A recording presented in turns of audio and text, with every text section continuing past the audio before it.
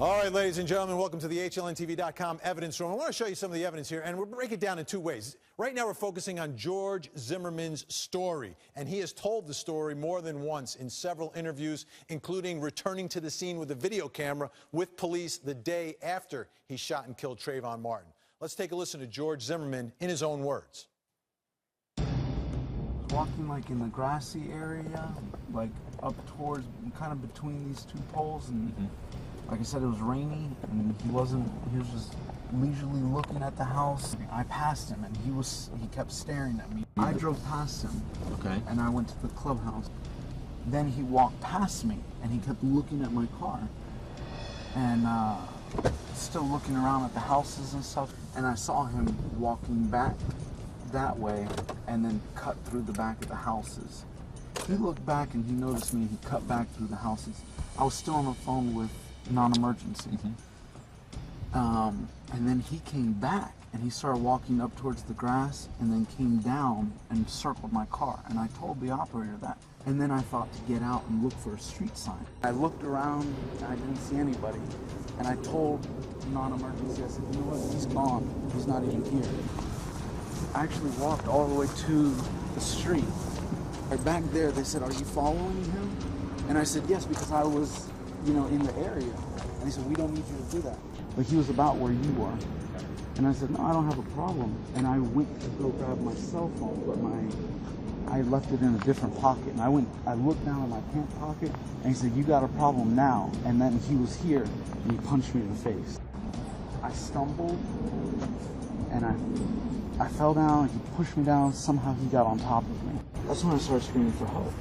I started screaming, help, help, as loud as I could. I tried to sit up, and that's when he grabbed me by the head and he tried to slam my head down. He put his hand on his nose, on my nose, and his other hand on my mouth. He said, shut up. I tried to squirm off the concrete. Somebody here opened the door, and I said, help me, help me. And they said, I'll call 911. I said, no, help me. That's when my jacket had moved up, and I had my firearm on my right side hip. My jacket moved up, and he saw it. I feel like he saw it. He looked at it, and he said, you're gonna die tonight. And he reached for it, but he reached, like I felt his arm going down to my side, and I grabbed it, and I just grabbed my firearm, and I shot him. Ladies and gentlemen, I want to walk you through the map of the neighborhood where all this happened, because I think it's very significant. It's a good way to get your bearings as to what's happening. George Zimmerman on that night is driving from his home down this street.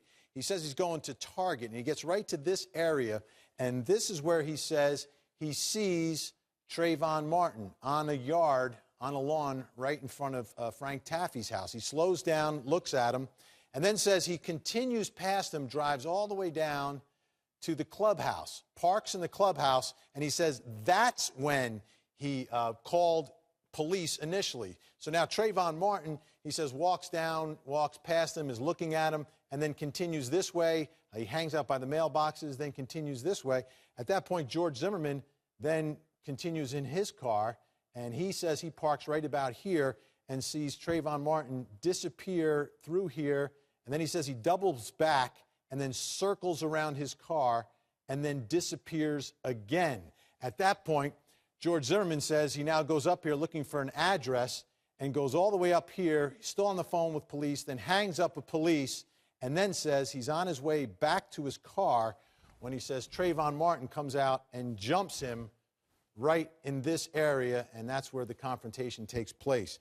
So, ladies and gentlemen, jury, that's George Zimmerman's story and trying to lay it out for you on the map as it all went down.